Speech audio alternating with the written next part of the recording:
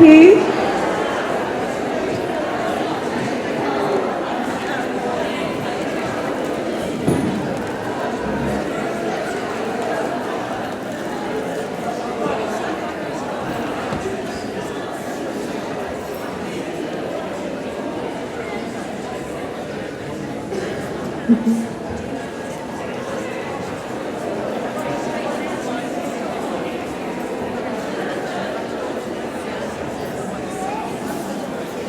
I gather that during the break you did the usual thing of self-organise yourselves to commandeer the gents' toilets, which is fantastic.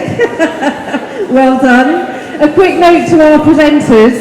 I'm sat down here and I'm putting a hand up when it's 5 minutes to go, so if you just keep me in your eye line, that would be great. And we've had a number of people say that they can't hear necessarily when people are there, so if you can, I've moved the mic anyway, but if you can stand closer to it than further away. And then an update on the heating, because we've had a number of complaints about that. Hi there, I just wanted to apologise about the heating. I've been assured that it will be coming on a lot more warmer shortly. It just doesn't help with the back doors. Can I just ask if you're going out to the toilets to make sure the doors pulled shut behind you, because that doesn't help with the heat escaping from the building. But I can assure you it will be warmer shortly. And it's warmer at the front, so if you really are cold, swap with someone who is menopausal like me, who's boiling at all times. Honestly, they are doing their best. We're all cold, but they are doing their best to get this room heated. It's a big old room, the doors are open and closing all the time, we are doing our best. Okay, without further ado, we will, one bit of housekeeping that we do every year. Have you got enough there? Nicola's going to give each of the blocks here a piece of A3 paper, and we want you to write down how many years you've been listening to the Archers.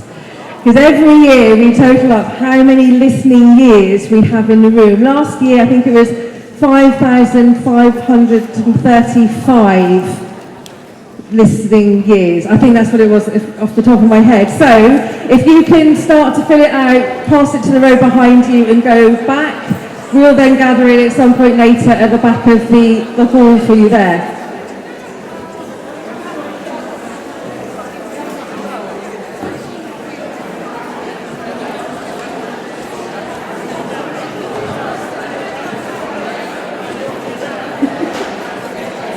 Right, we're going to start again, and we're going to go to the second Archers Assembly, and we'll be considering David and Ruth and their parenting now. So David and Ruth, of course, everybody went to their kids first.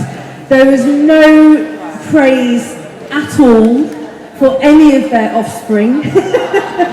And the offspring, though, were largely seen to have been damaged by their parents. David's shock at Pip wanting to move as far away as Rickyard, to their passive-aggressive to aggressive attitude to Josh, and any non-farming interest in any of their children being openly scorned, and therefore their children then being positioned as inferior. It was the Brookfield Archers that got the most "who are we to pass judgment, I wasn't a perfect parent either" responses. And some people saying that the Brookfield Archers are actually quite a normal family, which raised my eyebrows. But it made me wonder then as well, does this mean that actually David and Ruth are perhaps the most relatable parents that we may see in Ambridge? Kind of good, kind of bad, doing their best, what have you? Because they did kind of get a little bit of a sympathy for that. One commentator summed up the majority response. They both have a childish petulant streak a mile wide that speaks of being indulged to excess by Jill and Heather Pett. Their failure as parents comes from their own spiteful immaturity. When they're not in a huff and puff mode, I think they do all right. Now, Pip has never been an easy character. Some saw this as being a result of the Jekyll and Hyde parenting of her, David in particular, putting her on a pedestal, only then for Ruth to knock it down, rip the carpet from underneath her, and really sort of punish her for the very slightest thing. and this resulting in Pip's various arrogance, insecurity and indecision on any matter in her life, really. It was also commentated that whilst Pip is praised for being an excellent mother, we also hear, what we really hear is Pip saying, "Here's somebody else have Rosie." Now Josh, I told you there is a Clark's slide for everything I wanted to say in this. It's amazing. So this Josh, though, if we think about Josh, he's had sustained undermining, belittling of him for as long as I can remember, and a real open lack of pride in his own ambitions in his life as well. So kind of overall, responses back were as irritating as many find Josh. There is some sympathy for him. People, they're kind of struggling to have a little bit of sympathy for him at the moment, but they could understand that he his parents have also failed him. And also, David and Ruth weren't seen as business role models themselves. So who has Josh actually got to show him the way of running a business? The parents were seen as lacking in that respect too. There isn't a slide here for their younger one, for Ben, but he's a good dog trainer. I don't know what evidence really there is building for him just as yet. So here we are for David and Ruth Archer, our for and against for them. So for, they gave Ed advice when he was struggling, but obviously that isn't their child. They're fine, who are we to judge, came up a lot. Passive-aggressive, aggressive, ruthlessness, and a bias towards farming and keeping the children really firmly anchored at Brookfield. How do you feel about that? Do you think that's a fair assessment of them? Any particular fans of David and Ruth as parents in the room today? One brave person, 2, 3, 4, 5. Okay, there's a few of you there. All right. Can I just say, one of the funniest things I've ever seen was when Cara did Cheltenham with, what's his name? David. Tim Benting. And she was saying, has anyone got any questions for him? And I was like, ask him if he thinks they're a nightmare. And then she was like, no, he thinks that he doesn't think that he's playing a kind of dreadful kind of character. No, I think he has a lot of sympathy. Of course he does. He has a lot of sympathy for David. And he really likes Pip, and particularly Pip, the actress, really, really, really likes. So, the moment of truth. The Brookfield Archers with their names above the door, thinks that, what's the question again? Are they a good example of parenting? Are Ruth and David Archer a good example of parenting? For the motion. I'll put my hand. Michelle, oh, no. 1, 2, 3.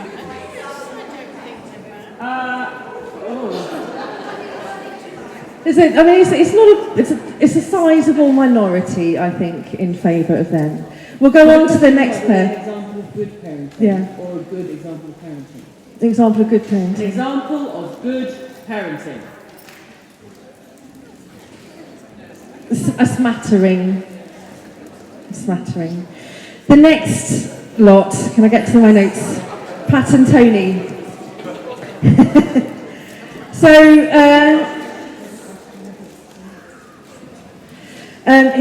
So with the matriarchs for this lot, there is some sympathy for the trials of life that Pat and Tony have also been through as well. Though a kind of buoy a bit out on this one actually. It was recognised that they've raised, if that's too soon, there was some sympathy for Tony and obviously what happened to him earlier in his life. Sorry, is that too soon?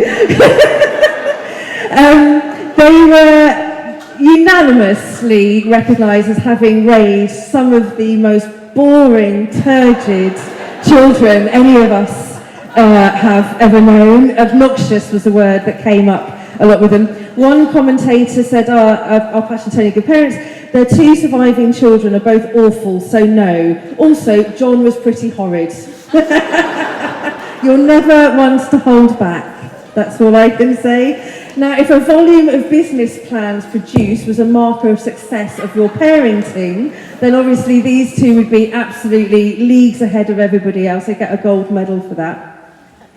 But of course, it isn't just down to the successes. I mean, these business plans also aren't particularly successful, so they're just producing a volume to it. As one commentator said, who can say successes were drawing a product from market just as it gets big in the supermarkets, talking there of Conthea. Nor does producing business plans speak to any emotional integrity of their offspring. Helen and Tom both cited as selfish, horrible and dysfunctional, and as in a family, really unhealthily enmeshed with each other.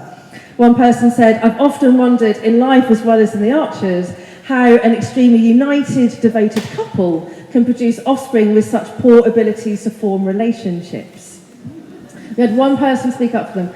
Running a family business which binds you into an ongoing daily contract with the adult children puts a lot of extra strain on family relationships. And the Bridge farmers managed this surprisingly well. Others saying that they did at least provide a stability in their children's lives and are clearly devoted to family life. That was before Christmas, though, when I think about what happened there with Joy. So here we are. One person's devotion in family life is another person's enmeshed family life. Pat and Tony got only 34 comments in total. And actually there's quite a clear agreement with people at that time, and the response back to them was really, really, really quick. So how do we feel about these two in the room today? Are we agreeing with this appraisal of their parenting there? Infantilising, all of their children are disliked. Misery is the dominant gene in the Bridges. No self-awareness as parents. Enmeshing each other's lives, really unhealthy, poor communicators, don't set strong boundaries, if any, probably. 4, though, their children can churn cheese, as well as churn like business plans. That's something I would look for in a child, definitely. They are devoted to the family, and they provide stability in early years. The list against is quite long.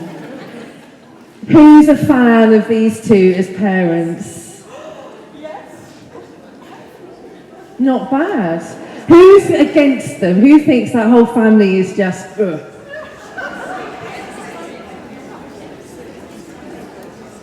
Yeah, very interesting. It was the same when we got the response back on Facebook, actually. It was pretty much the same. Yeah.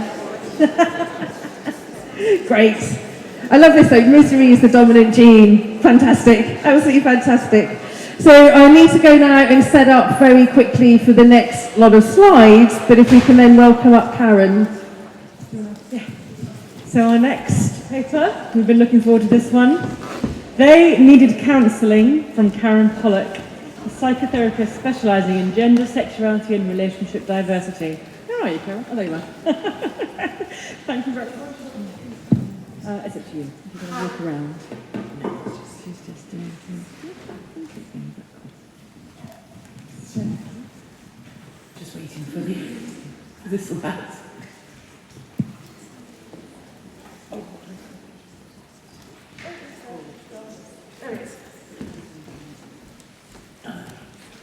Okay, slightly nervous, so bear with me, but I'm sure I'll get into my stride in the next 15 minutes. My name's Karen Pollock, and as it says, I'm a counsellor and psychotherapist. Some people who were here last year might be really pleased to know I'm not going to speculate about the sex lives of absolutely anyone in the Archers, because today we're talking about access to talking therapies. I do the tweet-along, which is where today's paper started.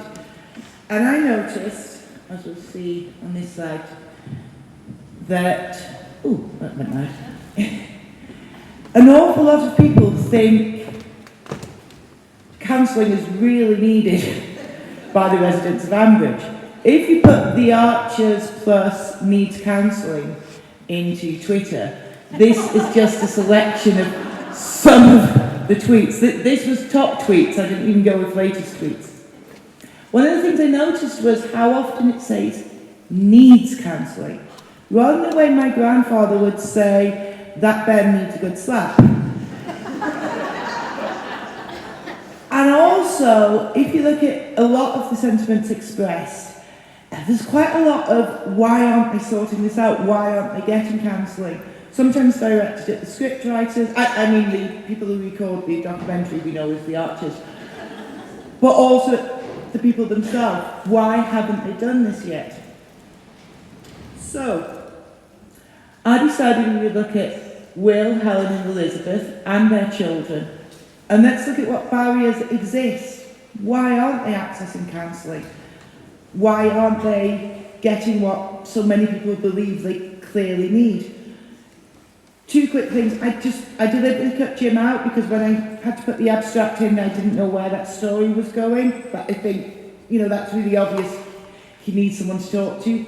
The other thing is, obviously, we're talking about things like suicide, domestic violence, depression. You may have personal experience of that might be upsetting. If you don't want to listen, that's fine. It's a lovely sunny day outside. Go and listen to the birds. If you get upset, there's lots of people here who will give you a hug or a cup of tea. Don't feel there's anything brave about listening to something that's going to make you feel bad. So, first we start off with what's available. I looked all over, but Borsetshire PCT don't have any of their stats or services online, which I think is really poor of them. But working from Tim Allen's paper, Public Broadcasting Region and Identity in Custard, Culverts and Cake, he suggests that it's perfectly okay to use Worcestershire figures for Borsetshire. I think Borsetshire should do something about that, but going off that, we can assume that Helen, Elizabeth and Will all had access to IACT. IACT is increasing access to psychological therapies. It was brought in 2008 so that everybody could get access to some counselling. It's aimed at mild to moderate anxiety, mild to moderate depression. There are huge problems with waiting lists up and down the country. If you look at Worcestershire, they have around an 18-week wait between the assessment appointment and the actual starting of counselling, which is a bit of a problem because the waiting lists go off the assessment appointment. So people are meeting their targets, but individuals aren't actually getting the help they need. But it will exist in Borsetshire. There is also, we know at least some form of woman's aid because Helen phoned the crisis number that Kirsty gave her. That's third sector, but very well respected. There may be a rape crisis in Borsetshire. We've got things like Cruise, and we know Poppy access some kind of bereavement support service. And I'd love to think there's a Felpshire Men's Shed movement that Will could have accessed, but again, they're really not very good at advertising their services online. But we know there will be a number of specific local charities who very often is where people will go, especially with the waiting lists. They often go into the third sector for counselling and mental health support. There's Mind. I'm from Northumberland and we have Tyneside and Northumberland Mind. Rural areas it's quite hard often for the bigger charities to get into, but they are improving. So I'd hope there was at least, some kind of maybe drop-in service that Mind is running in Borsetshire. And then, of course, there is private therapy provided by people like me and by the most boring voice in the world who provided Elizabeth. So, it's out there. We know there would have been stuff that Will, Helen and Elizabeth could have accessed. If you look back at those tweets, people also thought the children really needed help. What would have been available for the children? We've got Jack and Henry, Lily and Freddie, Poppy, Jake and Mia. I'm not even going to go through this slide very deeply because Page and Turner talked about this in Custard, Culverts and Cake. School doesn't exist. The access for most children to mental health services is via school, either by the school nurse, who very often is a trained counsellor or has counselling skills, or the pastoral service. But bye-bye school, because for some reason you're just an empty zone within Ambridge. So, let's talk about the adults. What might be preventing Will and Helen, and for a long time Elizabeth, from accessing counselling support? A number of papers from across the world highlight stigma. The Scottish Equality Survey and 2 or 3 papers in Australia where they've done a lot of research on this really dug down into why people in rural areas weren't accessing help. What happened in Australia was a few years ago, there was a real epidemic of male suicides in the outback, so the Australian government put a lot of money into researching this. They discovered that there was basically 4 factors getting in the way. It's attitudinal. People are worried about being judged. People are worried about the stigma of saying they have a mental health condition. That exists wherever you are. But within rural areas, they found that some cultural stereotypes really built into stuff. The Scottish survey found that gender norms are stronger in rural areas. If you think about Will, what Will's concept of being a man is, or we think about Helen, who can be very kind of, my identity is as a mother. These gender norms could be acting as a huge barrier to them being able to admit that they're not coping. The Australian research also found that there was real worries about dual relationships in rural areas. Dual relationships is, you've got one direction, your friends, another direction, they're also the receptionist and the doctors. And I use that as a specific example because in researching this I discovered Susan Carter used to be the doctor's receptionist. Would you go into a GP surgery? It's not as big a problem in a city. Your friends and your family aren't going to see you going to get counselling. I work from the Quakers, and one of the reasons I do that is people are seen going in and out of the Quakers. That they might not have any worries, but some people do. And then another added factor for people in rural areas is the structural. Is there a bus? My village has 1 bus on a Tuesday in a week. It doesn't matter if mine has a drop-in in the local market town if there isn't a bus to get there. This is a particular barrier for young people. And we know that there are real problems with young people's mental health. But if they can't get to the drop-in, to the counselling service, to the support group, it doesn't really matter that it's running if no one can get there. So what barriers existed for Will and Helen? We've got the structural, distance, availability of services. We've got the attitudinal, stigma, attitude to seeking help. And again, this is from the Australian research, but they found that an awful lot of the people who were asking were saying country folk don't ask for help. They get on with it. They manage. Interestingly, I would say that's also the case for Jim. So he may be facing a double barrier, but I didn't do Jim. Gendered norms. If we look at Will, he's in a really high-risk occupation. The biggest risk factor for suicide is access to means. That's why vets and farmers are 2 of the most high-risk occupations. It's not actually the stress of the job, it's because they have the means to complete suicide. He was really afraid of losing his kids. This goes into attitudinal. To talk a little personally, 20 years ago I had very severe postnatal depression. I wasn't in a good place. My health visitor would never have known. When she came round, the house was immaculate, the baby was immaculate, I was immaculate, I'd make sure my makeup was on, everything was perfect. Because when you get worried about whether you're coping and you're a parent, one of your biggest fears is that you might lose your children, and it doesn't matter how rational the fear is. So, in the attitudinal, Will believed he'd be judged as not coping, he'd lose his kids. He definitely believes in the traditional gender norms. He's a man, men don't show their feelings. He's not got the social group either that might challenge those norms.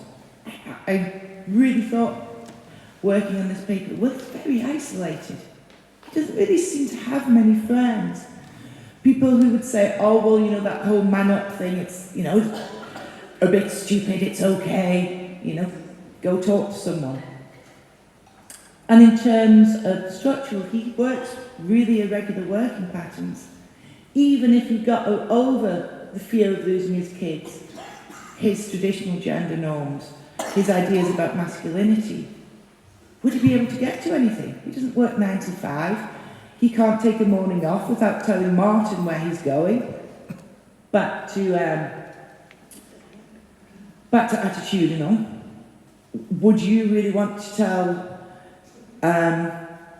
Martin that you had mental health problems and could you have a morning off to go to a counselling appointment? So there's a whole number of different factors stopping Will from accessing help and support. Helen. Oh, Helen's interesting because it's before my time, but she has a history of serious mental illness. I don't know if she sought treatment for her eating disorder.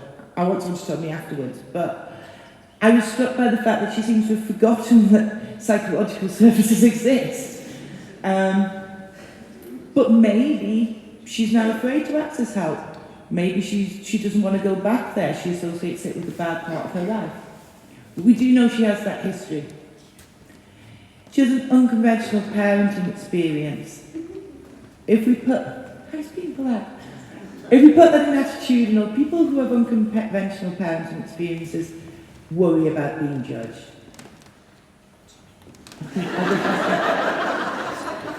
Structural, self-employed single parent.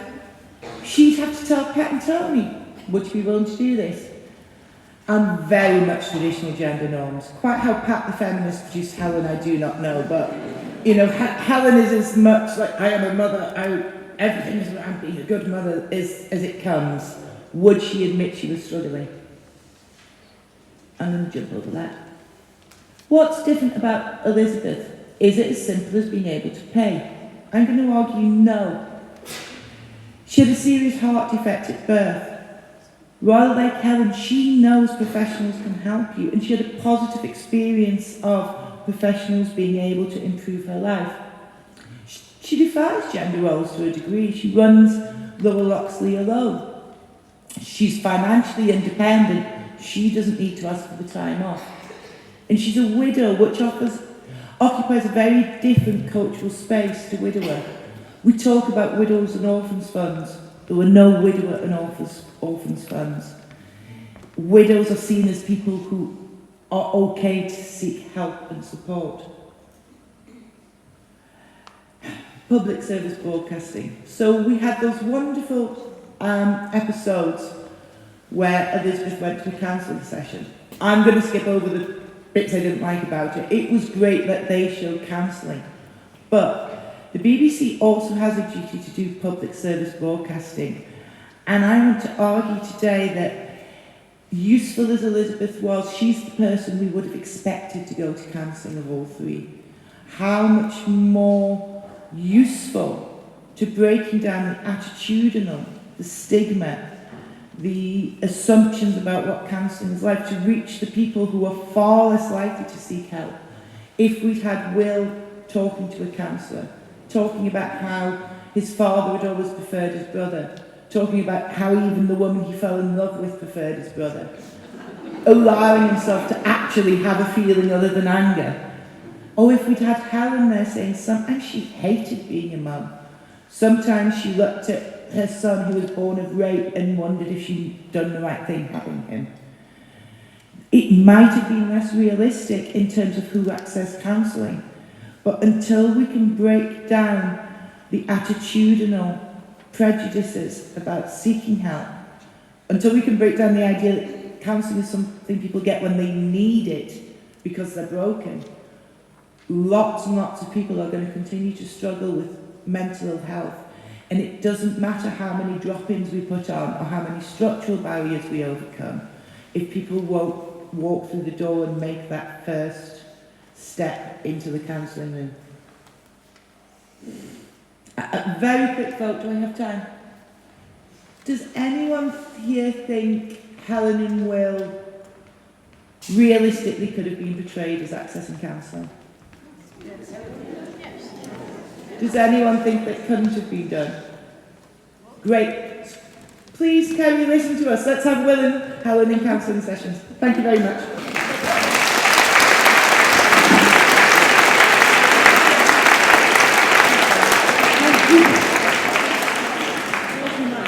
Do you have any questions for Karen?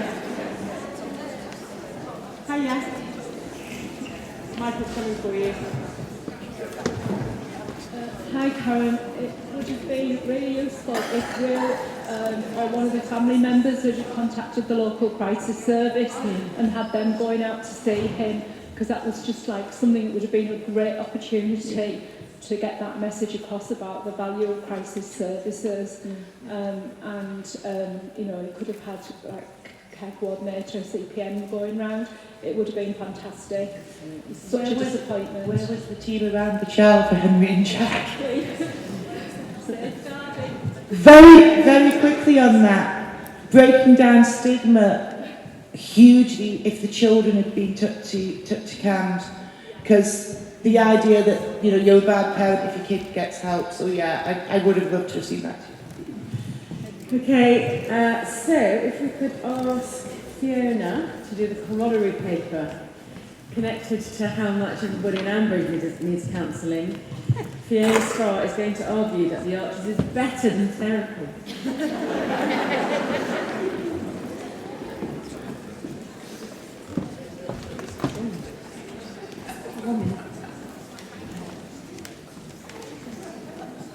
Can you hear me? Yes. Oh, hi everyone, I'm Fiona Starr.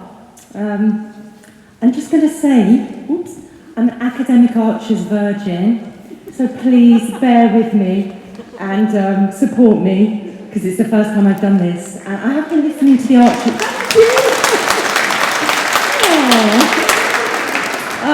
I've been listening to the Archers for 44 years, which I'll go into, but there's that. But because I'm a virgin in this field, I didn't realise, Cara emailed me, I didn't realise you're not allowed to show, or it's best not to show slides of the actors. Is that right? Yeah, I'm sorry, I didn't know the etiquette. So when they come up, I've got 2 slides, I'm going to say turn away, I'm going to flick over it. Okay? Good? Okay. Oh. All right. So I've called my talk, it's something like Better Than Therapy or something, The Healing Powers of Everyday Country Folk. And I've got 15 minutes. 15 minutes to tell you about the best therapy money can buy. In fact, we don't even need money. It's free. We don't even need a license fee. It's fantastic. So the talk's going to be divided into these 4 segments, and the photos are of Nick and Ben, so I'll tell you to turn away then. And I've got a little bit about Elizabeth and depression, so I'm so glad that's come up already. I'm just going to skim over that. And then I've got a little bit of closing time. So this is me. I'm a clinical psychologist and a family therapist and associate professor of psychology at Middlesex University in North London. Used to be North London Poly, someone's clapping. I thought there might be some people who've been there. Anyway. And the very academic alumni of Middlesex include Alan Carr, Dermot O'Leary, Freema, a gay man who's Martha, the assistant in Doctor Who a few series ago, and Milton Jones, from, if you listen to Radio 2, and I've been there for about 20 years. But my story is oddly entwined with the Archers, and it began here in Birmingham, 314 Bristol Road, and just a 10-minute brisk walk from my house was the Pebble Mill Studios. Yeah, I know, I'm lucky. I went to school here in Edgbaston, it's middle class, Edgbaston High School for girls, and only about 30 years behind me was Malala. That's why I put her on. And I think she's probably a really big Archers fan, don't you? Oh, it's a terrible photo, but it's all I could find. But another world-changing alumna, which is from my school, Edgbaston High School, is in part why we are all here today. I'll point her out in a minute. And she is Kim Greengrass, producer of The Archers. Ooh! And she's the one, I did ask her permission, I'll come on to that. She's the one in the piece here in the foreground, if you can see her with the thighs, and then she's over there. I've had some email contact. Anyway, Kim and I were actually in the same class together at school, and not surprisingly, if you follow The Archers as you all do, she was on the clever top table, and I was in awe. Even more so now, and sadly, it's been a bit of a one-way relationship that's taken place over the last 36 years. I've had absolutely no contact with her until about 2 weeks ago to ask for permission. 1 minute. Okay. Right. Anyway, she kindly wrote back to me. But the one thing I have vividly etched on my memory is her 10th birthday party. This is Kim Greengrass I'm talking about, where Kim's parents took us, a group of girls, to see the film Whistle Down the Wind at the Midlands Arts Centre, Canning Hill Park, Birmingham. And for those who don't know the film, does anyone not know the film? Oh, only 2 people. I could never say this to my students. They wouldn't know the film. Anyway, for those who don't know the film, it's set in a quiet, rural village that I always thought was called Ambridge, and I'm so sure it was called Ambridge. And a teenage Hayley Mills in that photo, and her younger siblings were convinced that the escaped killer that lived in the remote barn on their farm is none other than Jesus Christ himself. And so lately, I wondered, while I wrote this paper, if this birthday party experience in 1977 may have been the foundation stone for Kim's future career. I'm just throwing it in there. Not really to do with my talk, I just wanted to give you a bit of context. Anyway, back to the story. Like so many, I was introduced to The Archers by my parents. There they are. In 1976, they introduced me to it. When I was nearly 8 years old, my father died of leukemia, and my mother had to get to work to bring home the bacon, which was a little bit tricky in a Jewish kosher household. But having been a typical middle-class 1950s housewife, sort of imagine Mad Men meets Aston Villa, with a bit of Jewish stuff thrown in. Anyway, my mum took over her aunt's money-lending business, okay? I am serious. I'm not just playing to the Jewish stereotype. It's true. So, this is my life. Anyway, I'm channeling my inner Maureen Lipman today, so thank you. Anyway, the business, it all ties together. The business, oh yeah, that's my mum, that's me and my 2 sisters. The business was based in Worcester, which I thought I'd been really clever here. Worcester in the county of Worcestershire, and obviously it's a common thing. In my mind, you can see where I'm going, Worcestershire, Portchester, but everyone's known that all their lives, I didn't realise. I thought I was the only one who thought it. Anyway, Worcester is an hour's drive from Birmingham, and so the life of Maureen Starr, my mother, was turned upside down, and now she was a single mother of 3 girls with a long daily commute in her Ford Granada, listening to Radio 4. Oh. And how I treasured those days when I managed to get off school with a raging sore throat, you know, the sort of fake sort, and when I could sit shotgun next to my mum, listening to the radio up front, and oh, how my heart pounded with excitement and joy every time I heard the first dum-de-dum. To be honest, you need to know this, those of you who are not from the Midlands, there wasn't much going on in Birmingham in 1976, and we had to get our excitement where we could. Ask Kim, she'll agree with me. And in my mind, Worcestershire was clearly Portchester. Fast forward, oh, there's Worcester, that's like my mum's office. Fast forward 25 years, and in 1997, I married Johnny Zucker. There he is. He was a primary school teacher who later became a published children's author. We got married in our back garden in Alexandra Palace, right next to the BBC TV studio. I think the universe is trying to tell me something. Pebble Mill, BBC, got to get a job at the BBC at some point. You know, I'll tea lady, psychology consultant, I'll do whatever they want. Anyway, and here is me and my family. I had 3 boys, I still have 3 boys, and my husband, Johnny Zucker, then in the background. It's 2006. And in this one, 2016, it's a little bit further on, it's me and the 3 boys and a different Johnny. He's called Johnny Gould. He's my first cousin and he grew up with me in Birmingham, and he's a broadcaster. You see him on the TV sometimes. Okay, so here's the tough bit. I know you've been laughing, so you can carry on laughing. I'm just giving you a bit of a trigger warning. You can please carry on laughing after, because I am able to laugh and cry. But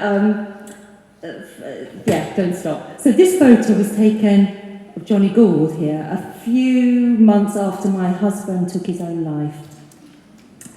After he died, we relaunched one of his best-selling books. You see it in the photo, it's not very clear, sorry. It was called Striker Boy, and we raised funds for the mental health charity called Mind. And Johnny Gould, the first cousin who works in sports broadcasting, managed to get us loads of publicity, and it was even on the BBC News with the lovely Hugh Edwards, and that was amazing. It's not yet been in the Archers, but you know, we could raise a bit more cash if anyone's interested. And in the immediate aftermath, after his death, my 3 sons, who were then aged 16, 13 and 9, refused to go to counselling or therapy. You know, we're middle class and we've all that, it was too soon and it was too raw, and although we were surrounded by the love and support of all our friends and family, we were also lost in our own sad world without Johnny, their dad, my husband, and my soulmate for 25 years. Johnny was a very funny, charismatic, Robin Williams style, loved by all who knew him kind of guy. But unfortunately, also like Robin Williams, he sporadically suffered from deep periods of deep depression. And in the weeks after he died, finding it impossible to go off into our own lonely, cold bedrooms, the 4 of us huddled together in our double bed like lion cubs, with their lioness mum nuzzling into the warm, comforting presence of each other. And instead of bedtime stories, instead of wailing and wet cheeks, instead of facing the shock of the earthquake that had rumbled through our very souls, we would huddle up together, put on the BBC iPlayer, because there was no sounds back then, like 2016, and the soothing hum of Dum Ti Tum would make it all right for us, just for a bit. As these listeners also reported, so I got this from the Archer's book that somebody bought for me. So, for example, you know, Sonny talks about all is right with the world when you hear the music.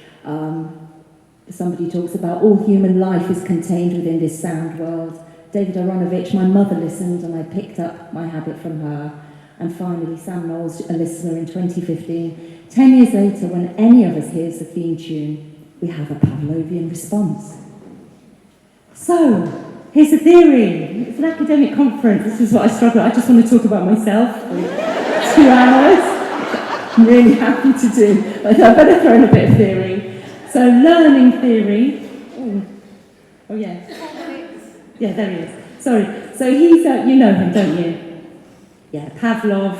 Ivan Pavlov, the Russian physiologist who developed the theory of classical conditioning. Just giving you a little course here. Here he is. Number 1, Pavlov presents his dogs with the stimulus of food. Dog salivates.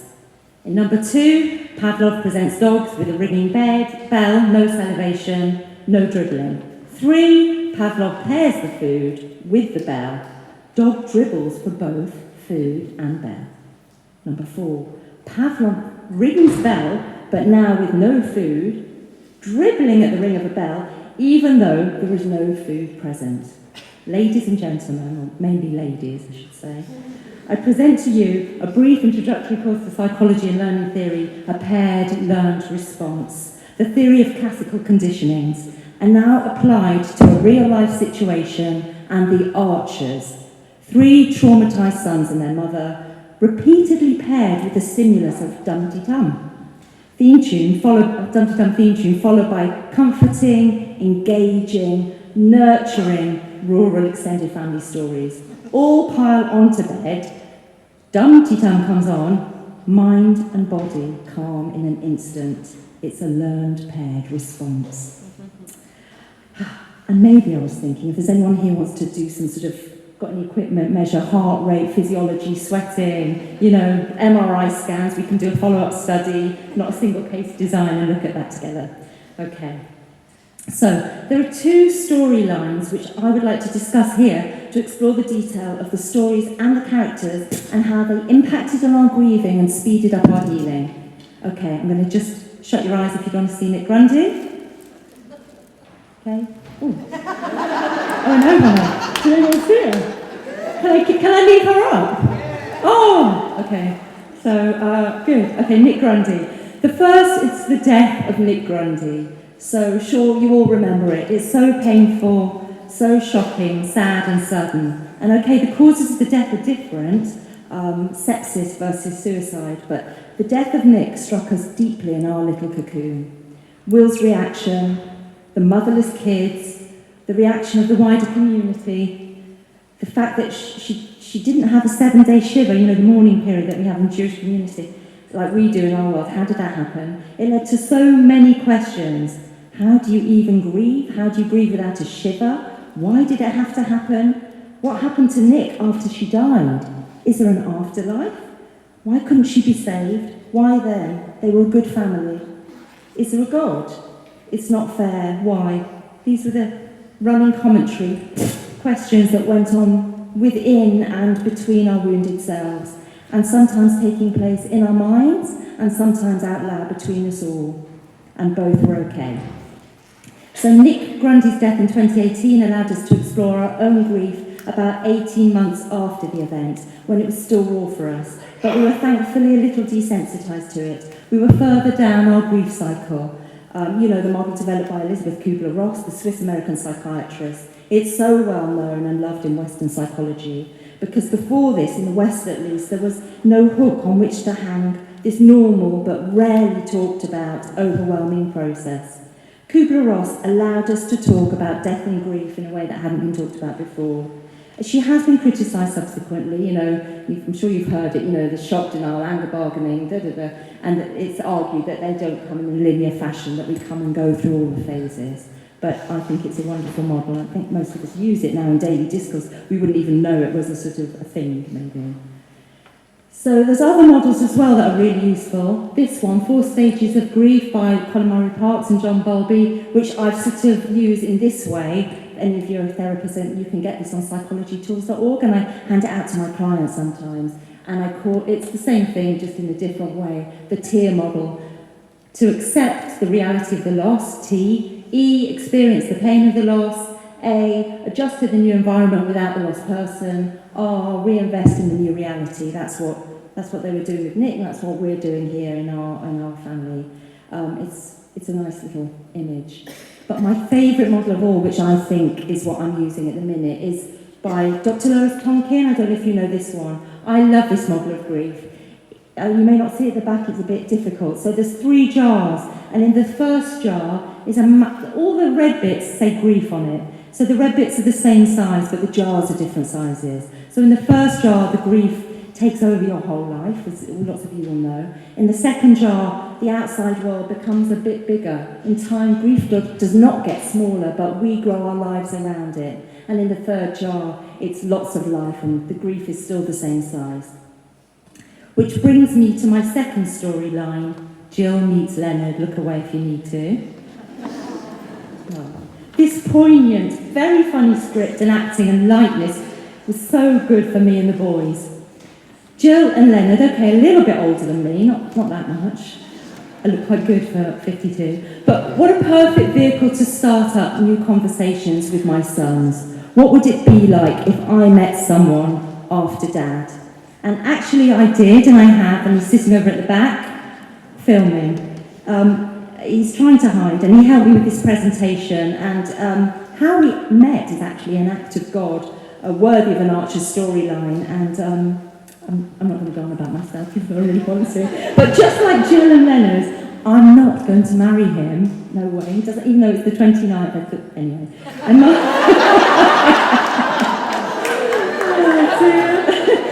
that's just a little, I'll throw it in. And back to the boys. So, boys, the story is, we're hearing about Jill and Leonard, all of that, and I say, boys, what do you think of David Archer's reaction? A grown man like him, talk about your survey. How do you reckon you would be if I met someone else? This was before I had actually met him. Do you think that you'd get married? And then what if Jill died? We talked about, what would Jill died? And she married Leonard, where is she going to be buried with the father of the children? Is she going to bury with Leonard? And all sorts of these issues came up. Would it even matter? And what if it were me? And on went the inter and intra conversations, making me think that I really wanted to sit down with the boys, get off the bed, get down to the kitchen, get my laptop out, give them this lecture that I love to give and show them this slide, which I show to my students. You may not be able to see it. I'm going to talk you very briefly through it. It's from 1988. Two brilliant social workers, Virginia McGoldrick and Virginia Carter. It's a very simple, what it is in a nutshell, everybody, I see you all here as layers of an onion. So in the middle you have the individual, and then followed by the nuclear family, however that looks. It can take all sorts of forms, extended family. These are the concentric circles: community, workmates, Archers Conference, social, cultural, political context, and so on. Downward and the vertical arrow are the vertical stressors, like family patterns, secret agendas, historical suicides, all sorts of secrets and myths that go down through the family. And on the horizontal axis, you can see sort of normal, to be expected developmental stressors, like, going to nursery, going to school, maybe leaving home, maybe whatever, the normal, the expectable things. And then you have the unpredictable life events that happen. And I swear the scriptwriters of the Archers must have this model in it, because of course it's all about that. And so I wanted to take the boys down and show them that. And this is our life nowadays, like walking onions. And my third point that I wanted to talk about, that I haven't got a slide for, is a little bit controversial and a bit of an aside, so I'm keeping it brief. The Archers has helped me think about my own clinical practice, which I'm not in at the minute because of too much trauma, but anyway, especially the Elizabeth Archer therapy counselling scenes. And I'm really sorry, and I know those counselling scenes were wonderful for some, but they didn't do it for me with the teenage boys and the diagnosis of depression. And perhaps for me, I'm the cliched, slightly counsellor, and I daren't say anymore because I'm not going to get my job with Kim and the gang. So I'll shut up. But anyway, I'm just telling you. But it was useful. It was very useful because if the boys were ever to go to therapy or counselling, which one of them has just started, it wouldn't necessarily, I told them, it wouldn't necessarily have to be like that, because research has shown that the most effective aspect of any counselling or psychotherapy is the quality of the relationship between the patient and the therapist, the client and the counsellor. The therapeutic alliance is the most, it's been found, that's the most important bit of any therapy. How you get on, the alchemy, the secret magic. And Peter Fonagy, who was interviewed recently on Life Scientific, he's a clinical psychologist, and he talked about therapeutic alliance in 2014. So with this very last storyline, Elizabeth and her counselling, like life itself, there are multiple realities, and there is good and bad in everything, even the Archers and so on. No, I'm finished. In conclusion, only short, we're nearly there. In conclusion, this whole process and experience has made me think again about what can work as therapy. It reminded me about intergenerational transmission, about the Archers, how it first helped me as a child in my healing through my loss of my father, and how it's patterned out again with my children and their grieving, and how it's helped us to move on, and all of this through this everyday tale and everyday soap of everyday country folk. And maybe, I've been thinking, radiotherapy. Who thought of that? Yeah, anyway. Radiotherapy could be enough if it's used well. So we have bibliotherapy with books, and we have movie therapy, and they're all credible modes of treatment. So why not Archers therapy? Thank you, the Archers, script writers, fans, editors, actors, extras, and even those who I don't know what you do yet, thank you for making, except I will know what they do because Kim's offered us a free tour of the studios. Anyway, without you, our small family of 4, no longer 5, would not be as healed, nowhere near as healed as we currently are. And thank you for the healing power of everyday folk, the Archers, better than therapy, I should say so. Thank you. That's been really wonderful.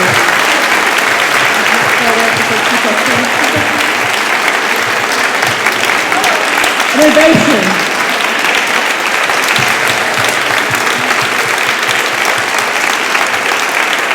So we often say that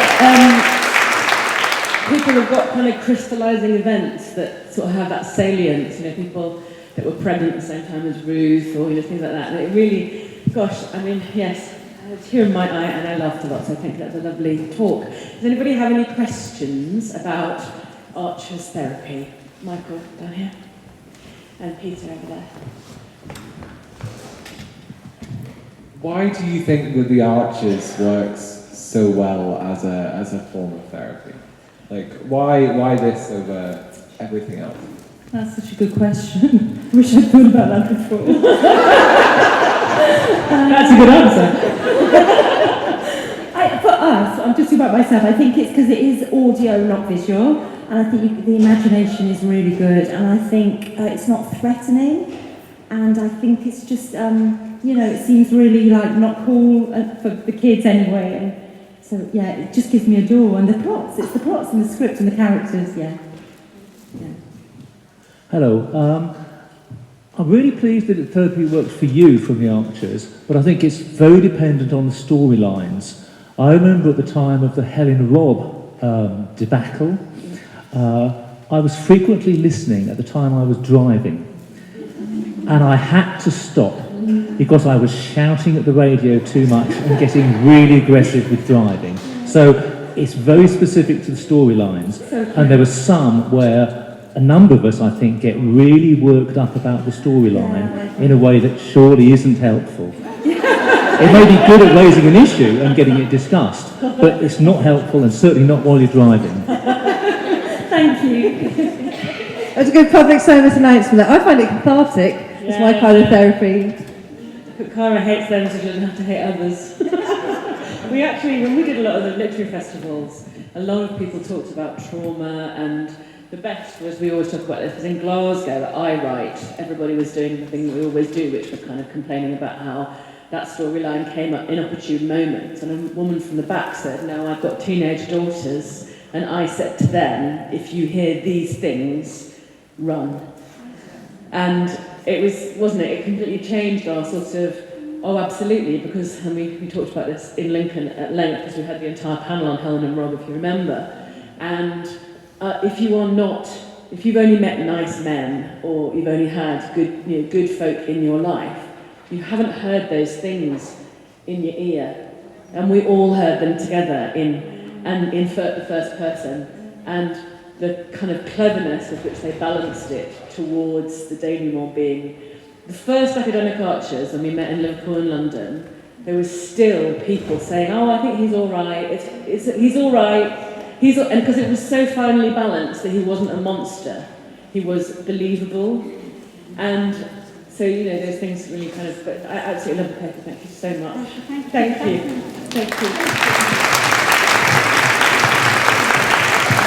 So we move from matters of the mind to ageing in Ambridge, and our next run of papers we have now. I have to warn you, trigger warning.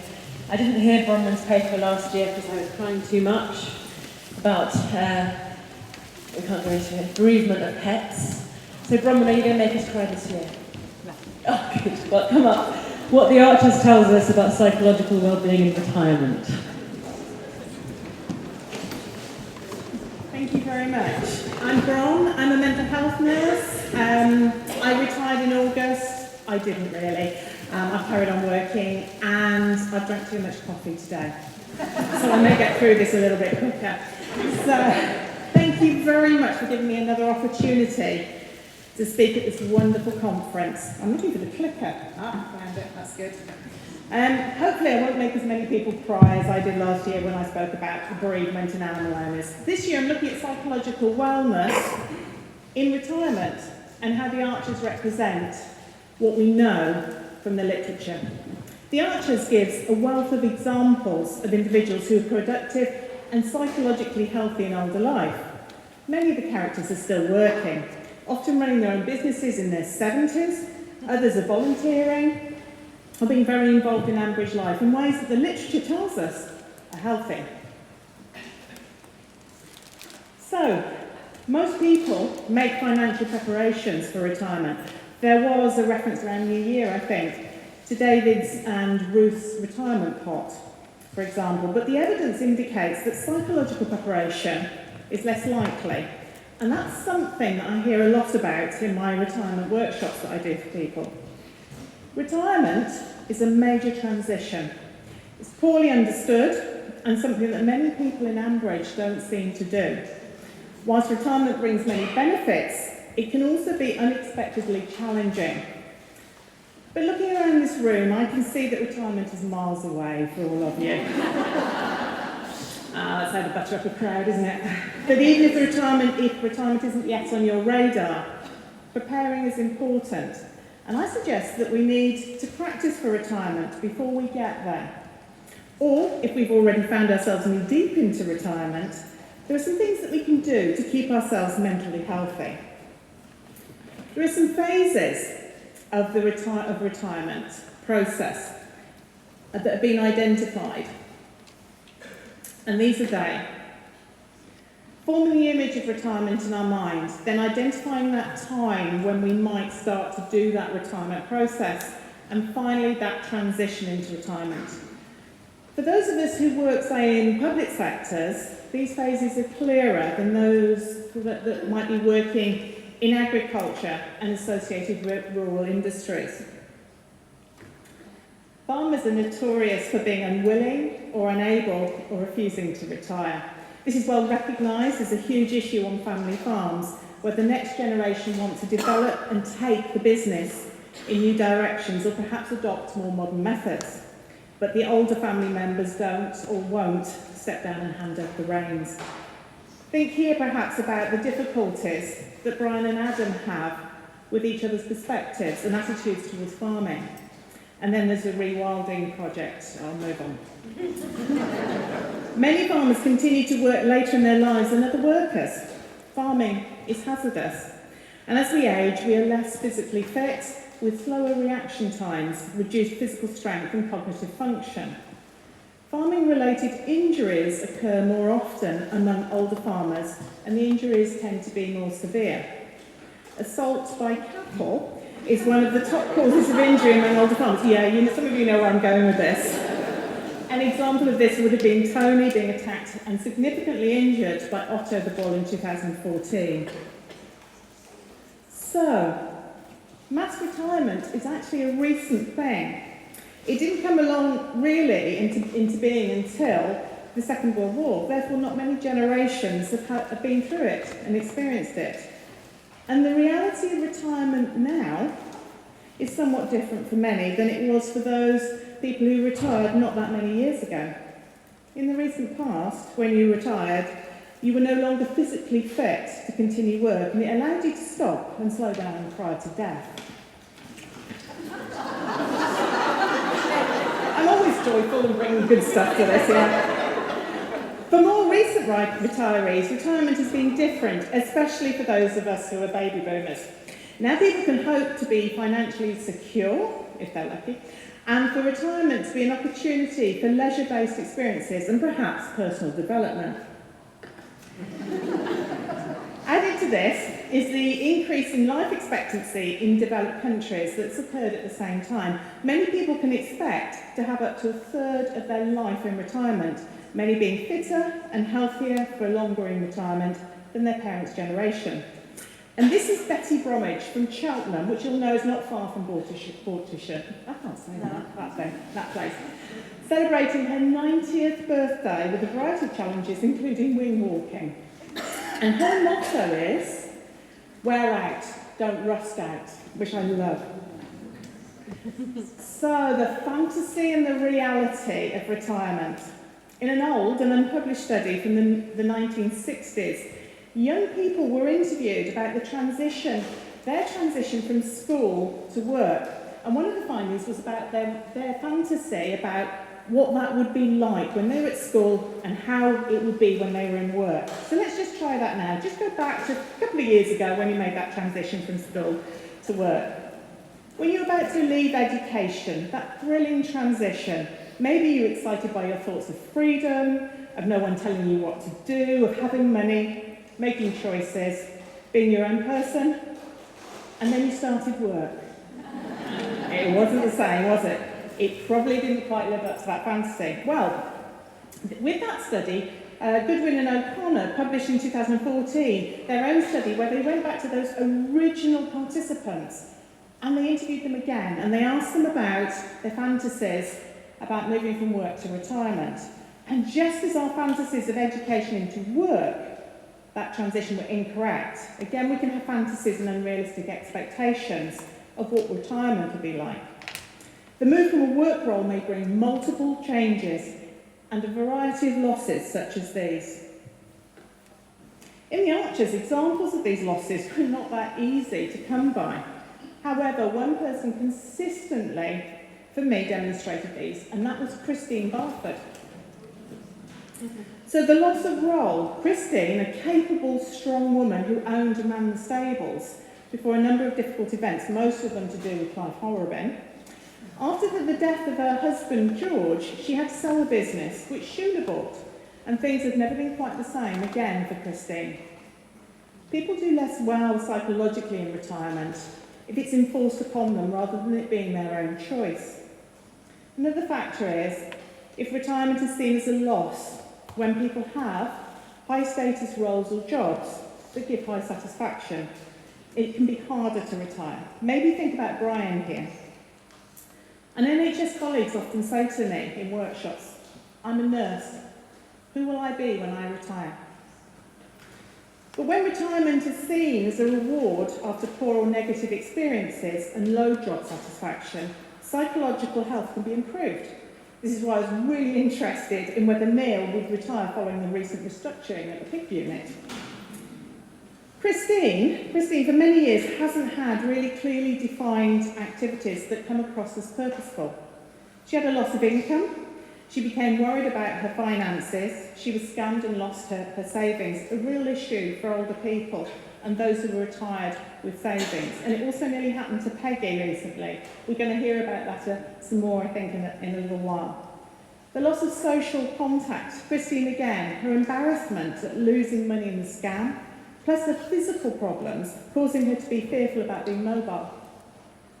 They had an impact on her ability to socialise, and added to this, her contact with her adopted son Peter is infrequent. Joy, a recent newcomer to Ambridge, also illustrates some of the difficulties for those who retire and find that their families are too busy or don't want to be involved with them, even over Christmas. Moving to a new area, as Joy did, can be seen as making a start in retirement in a rural idyll, but this can backfire in increased social isolation. And I'd just like to add another one. Problems with others' expectations. Often there is an expectation for the provision of free childcare for grandchildren, which might be fine if you're Linda and that screwed it up for me at last night's episode. If there's the expectation of free childcare, which might be fine if that's what you want, but it isn't for everybody, or at least not all of the time. One of my colleagues told her family prior to her retirement, I love my grandchildren dearly, but please don't expect me to be looking after them for you. Older relatives, including parents, can have expectations too, but can be at odds with the retiree's wants and needs. I hear this a lot in workshops. Family members and friends expect the person retiring to automatically be more available to them. Partners may have varying expectations if they retire together, or if one retires before the other. Yet few couples discuss explicitly and assumptions are made.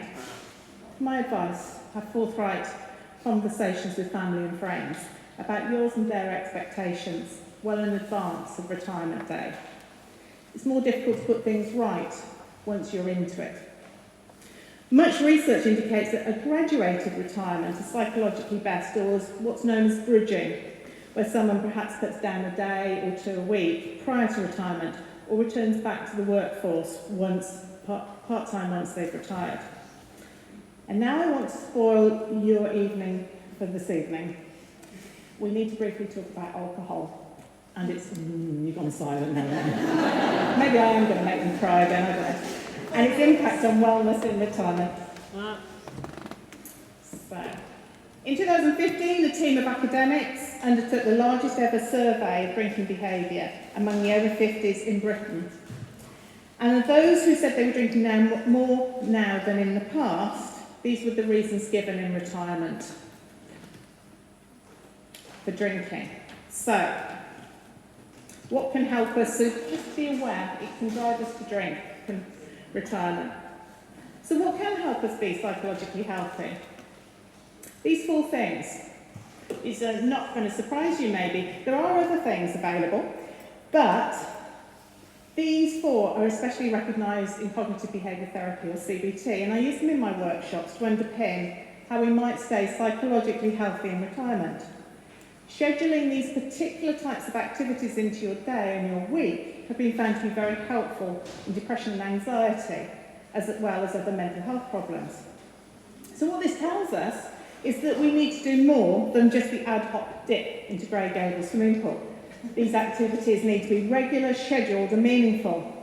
Therefore, I suggest that if we do these in retirement, we can make it successful and psychologically healthy. And when I was preparing for this paper, I looked at some of the ages of the characters in the Archers, and here they are. Although the ages may be out by a year because I'm dyslexic. When we look at this list and think about what these people are doing in the Archers, a lot of them have got those 4 activities really embedded in their lives. A good example is dear old Joe Grundy, just shy of 100 when he died. He was social, he had his family around him, plus his animals, that gave him a lot of structure and a great deal of pleasure. He'd also hang out at the Bull to get people to buy him drinks, perhaps obtaining a sense of achievement when he managed to do so. And Lillian Bellamy, at 71, Lillian, who would have thought it? She still works, running her own businesses, and dispensing good ideas at the Bull. And she definitely socialises. Lillian still rides horses, even if they are somewhat obese. A score of 4.5 is serious, I'm telling you. So Lillian has exercise, and I suspect some healthy sexual exercise too. Oh, yeah. So maybe she's got the pleasure thing going on there. Actually, thinking about it, I'm amongst friends here, aren't I? Sex, it can give us, perhaps if we're lucky, exercise, some socialising, a bit of pleasure, and if you're really lucky, a sense of achievement.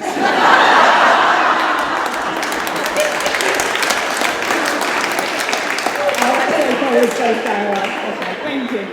Jim Lloyd, to go more seriously, Jim Lloyd, as well as having Jazza and Alistair to keep him on his toes, he learns new things, including the piano and Kiki.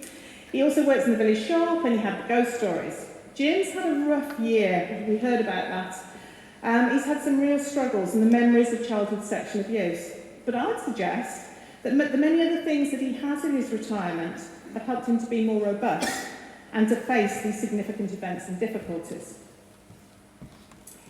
So finally, preparing for retirement, no matter how far away that might seem, a bit like the Malvern Hills, this is the Malvern Hills, which in fine weather can be seen from Lakey Hill, I'd recommend practising for retirement. Don't put off things you want to do now, or perhaps should do now until retirement. Because how will we know that we like our retirement plans, and how will we know that they fit in with our lives if we don't try them now? So if you do want to do bell ringing at St Stephen's or play golf at Ambridge Golf Course, try it now. Because if you waited until you retire, it would be a shame to find that you don't like some of the ideas and the activities, and that you discover that the golf club is full of Martin Gibson and his cronies. So, as Jim would say, carpe diem, and I think as Tracy Horrobin might say, is that something to do with catching great big fish? Thank you very much.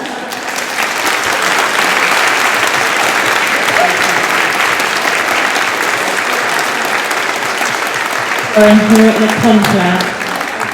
No, you may not.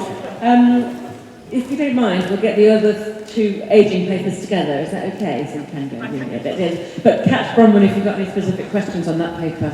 So the next paper, so the three ageing papers together, is the absolutely wonderful Ruth Heilbronn from the Institute for Education. She's just coming up now, and her title is Can't Afford the Laurels, Care Provision in Ambridge in 2041.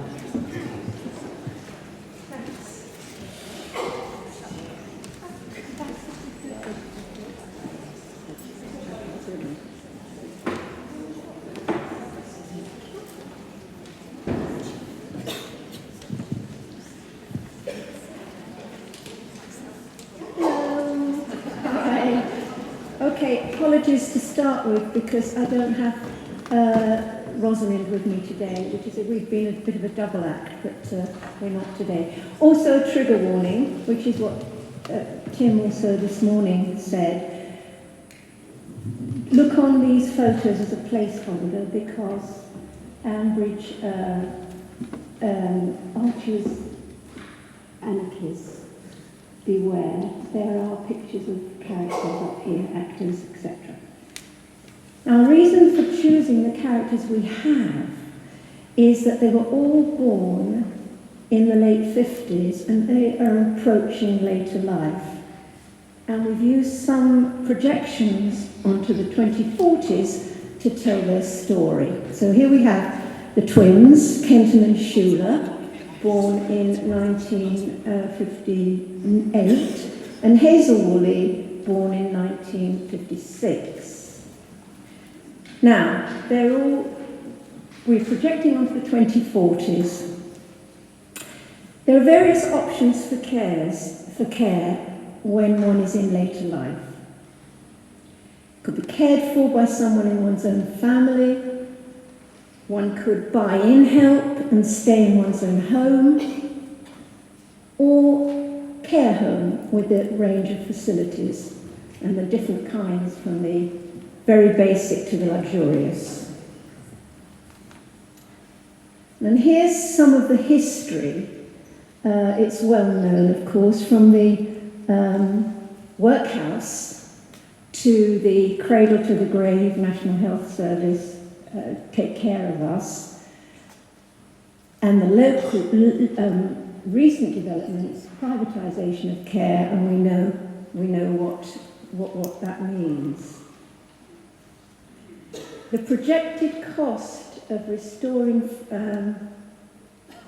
provision to 2010 standards, by the way, for the state, if the state was to do that, would be £14 billion. And we also have the Brexit factor.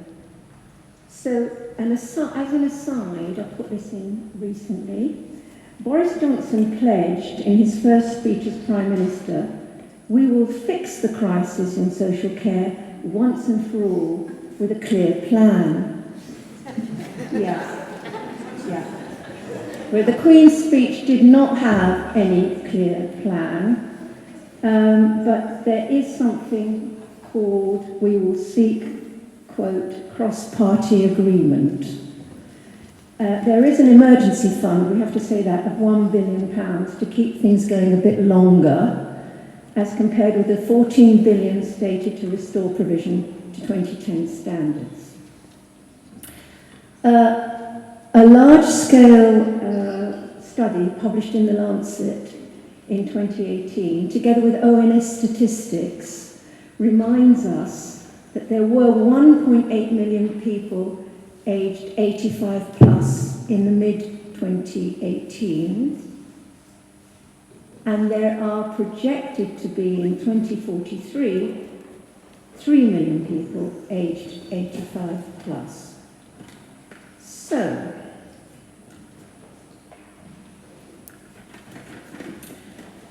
I'm looking first of all, let's take our first character. So let's look at Kenton in the 2040s. Kenton has compromised mobility and he needs quite a bit of personal care. Now there's Jolene. Unfortunately, she tripped over an amp lead on her 2022 tour of the West Country, and she's had a dicky back ever since. Now, where's Kenton's daughter? Where? New Zealand, yes. So not much help from her then. So who is there to look after him?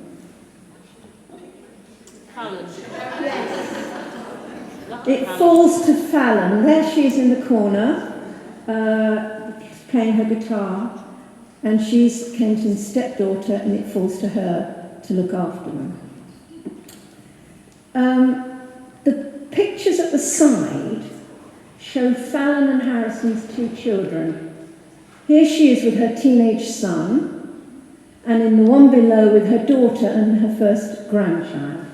Now, Harrison has done well in his career, but living costs are rising, and Fallon's working flat out in her various ventures. She's creative and doesn't do things by halves, so she's stretched. And in this, she's not alone. 1 in 4 female workers and 1 in 8 male workers have caring responsibilities currently. If I were to click the link below, but I won't, I can't, that would be an article, gov.uk, telling us about the statistics to do with sandwich carers. Fallon is one of those sandwich carers. This is a chart from a Lancet report which gives the current stats of working people with their ages who are caring for relatives. People between 50 and 70 are doing the most, or were in 2018 when this report was published. So, Kenton is lucky to have Fallon. And Shula is lucky to have some equity to release from the stables. Dan's inheritance could soon slip away. The current costs of care average at around £15 per hour. Of course, it's not what the workers get, necessarily. Shula is fairly independent, and she only needs 4 hours when she first releases the equity. But that's still around £420 per week, or just under 2k per month. Dan is resigned. What if she needs more care? What if she needs nighttime care? Costs will shoot up. At £15 an hour, 12 hours a day, £180, 12 hours by 12, it's £180 a day, or £5,400 a month. It's an awful lot of money.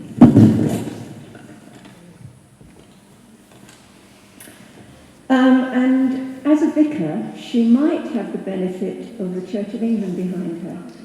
But no, unfortunately, this is no longer an option. This has happened across the board, and the Church of England no longer has care homes in 2014 to accommodate Shula. This is a list of the current figures regarding what people pay. Someone with over 23,250 has to pay full fees, full costs. Someone with less than 14,250 will have some of the costs paid by local council, less deductions from incomes, and in between, people pay proportionally to their financial status. So finally, we come to our third case. This is Hazel Woolley. As you know, she inherited wealth from her father, Jack Woolley, and she can afford the most upmarket care home, the Laurels, the one where her father was towards the end of his life. Okay. My own late father used to tell a joke: money doesn't buy happiness, but it helps you to be miserable in comfort. You like that. Hazel has comfort, but like her father Jack, she has advanced dementia. There's a predicted rise in the numbers of people with dementia. The general guide to care costs for people who need this intensive kind of care and support is £1,000 a week, which comes to £52,000 a year. A lot of money. Hazel can afford a good care home, but we know that there are variations ranging from neglect to abuse. And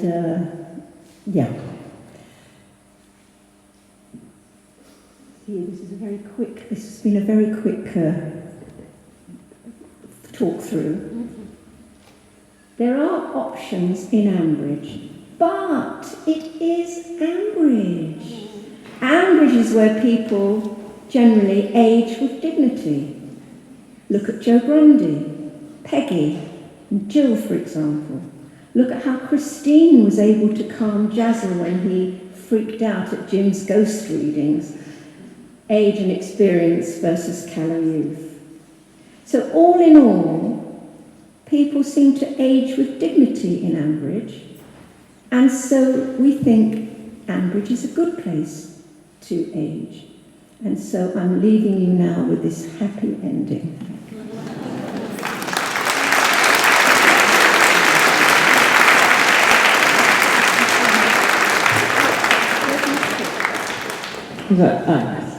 Thank you for that wonderful paper. So the third on ageing is less about psychological well-being or care, but the challenging business of being fleeced out of your savings by Matt Crawford. Why are the residents of Ambridge so financially gullible, and what can we do about it? Thank you so much, Laura and Nicola, and it's great to be back, the second of my academic arches. This follows on quite nicely. Like many of us here this morning, it was Auntie Chris and our concern at her state that got me thinking about a need for some serious work being done on financial literacy in Dorsetshire. And what I'm going to say today follows on quite nicely from the previous two papers, actually. And speaking personally, I'm glad that we can today. I have put in my notice of retirement, and I have it marked on that calendar that tells you which bin, you go out when, the recycling and the general rubbish. 30th of September 2020.